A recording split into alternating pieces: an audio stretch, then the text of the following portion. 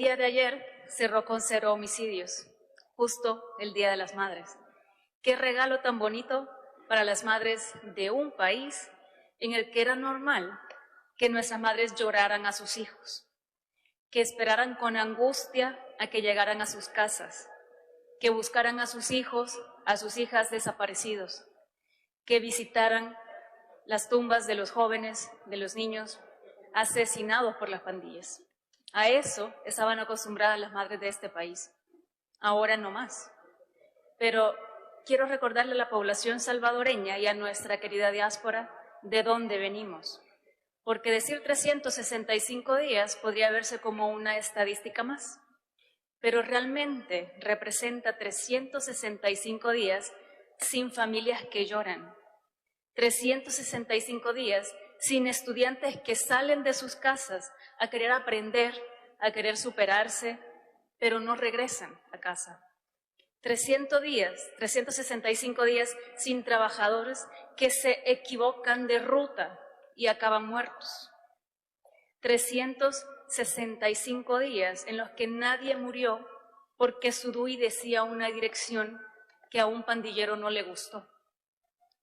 365 días sin madres que miran desesperadamente el reloj porque sus hijos e hijas aún no han llegado a casa y no saben si vienen de camino o no.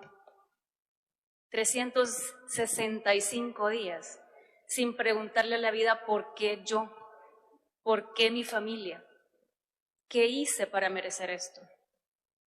365 días en los que estamos cada vez más cerca de lograr aquella paz que siempre anhelamos como pueblo. Pero veamos datos, veamos de dónde venimos, porque siempre es importante recordar nuestra historia para no repetirla.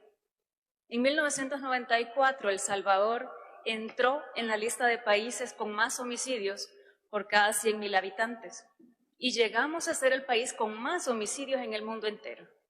O sea, imagínense qué tristeza ser noticia en todo el mundo por noticias tan feas como esta. En 2015, El Salvador registró una tasa de 105 muertes por cada 100,000 habitantes, según el Banco Mundial. Una cifra que nos convirtió en el país centroamericano más violento del continente. Era normal ver en los medios portadas en 2015, septiembre de 2015, por ejemplo, diciendo agosto terminó con 907 homicidios. En otras decían, homicidios pasan de 700 en 2 meses. Eso era normal. La violencia, la muerte, la falta de oportunidades siempre fueron de las principales causas por las que la tercera parte de la población salvadoreña fue expulsada de nuestro país. Empujaron a nuestra diáspora a aventurarse a un viaje en el que muchos perdieron su vida, en el que los que sí lograron llegar a su destino sufrieron xenofobia, discriminación y todo por buscar un poco de paz, de seguridad y una mejor oportunidad para ellos y para sus familias. A eso nos empujaron los gobiernos anteriores, esos gobiernos de Arena y del FMLN que ahora se rasgan las vestiduras. Pero, ¿por qué? Porque aquí las pandillas sacaban a las familias de sus propias casas, mataban y violaban a sus hijas. Era prácticamente un pecado nacer niña en uno de esos ambientes vulnerables, en una comunidad vulnerable. Era un pecado ser joven en El Salvador, porque automáticamente nos volvíamos vulnerables a la violencia, a cambio de no morir o no ver a nuestra familia morir. Tener homicidios diarios era lo más normal. Nosotros lo habíamos normalizado como sociedad. Veíamos en las noticias que teníamos 20, 30, 40 homicidios diarios y solo decíamos con un gran suspiro de resignación que Dios los tenga en su santa gloria. ¿Qué más podíamos hacer? Como población estábamos solos. El Estado nunca cumplió su deber de protegernos. Tuvimos un día sin homicidios en el gobierno Saca. Tuvimos un día sin homicidios en todo el gobierno Funes. No tuvimos ni uno en el gobierno de Sánchez Serén. Gracias a Dios hay un antes y un después de toda esta historia que literalmente es una historia de horror. El Salvador ahora cerró el primer trimestre de 2023 con un promedio de 0.4 homicidios por día, algo que literalmente era impensable en gobiernos anteriores.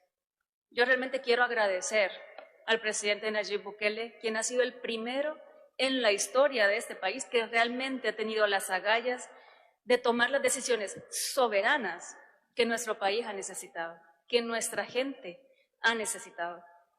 Él no ha bajado la cabeza ante presiones de ningún tipo y creo que a todos nos consta que la comunidad internacional, por ejemplo, ha presionado por medio de sus tentáculos amenazando al país para que cambiemos de estrategia. El mismo presidente les ha dicho que le presenten una estrategia que funcione como la nuestra y no ha habido respuesta simplemente porque no la hay. Y aquí en el país hemos tenido a una minúscula oposición, a ONGs fachada que también intentan hacer presión, pero realmente nosotros nos hemos dado cuenta de que no debemos escucharlos. ¿Por qué? A quien nosotros nos debemos es a la gente y es a ellos a quien nosotros debemos escuchar. Y esta Asamblea Legislativa, liderada por el presidente Ernesto Castro, ha estado a la par del presidente Bukele en esta lucha por un país mejor, sin que nos tiemble la mano. Y eso porque tenemos claro cuál es el camino y tenemos claro el mandato de la población salvadoreña. Agradezco muchísimo a las fuerzas policiales, a las Fuerzas Armadas por el sacrificio y el esfuerzo que han realizado a lo largo de todo este tiempo para defender a nuestra gente, a nuestras mujeres, a nuestra niñez. Ese trabajo de verdad es invaluable. Gracias desde el fondo de nuestro corazón. Gracias a la población salvadoreña por esa fe inquebrantable que nos impulsó a creer que sí es posible tener un país seguro, un país donde nuestros hijos puedan jugar en paz y puedan dedicarse a estudiar, a formarse y que tengamos muchos notables estudiantes, así como el que tuvimos ahora en la mañana, y que puedan ser ganadores de muchas medallas en olimpiadas en todas las ramas del conocimiento. Eso es lo que nosotros buscamos como país, un país que ya no expulse a su gente y que por lo contrario sea atractivo para muchos querer venir y vacacionar, a invertir y ver de primera mano este proceso de transformación profundo. Nosotros reiteramos que desde esta Asamblea Legislativa siempre vamos a escuchar a la población, a nuestra diáspora y que nuestro compromiso sigue firme con ustedes. Gracias, presidente.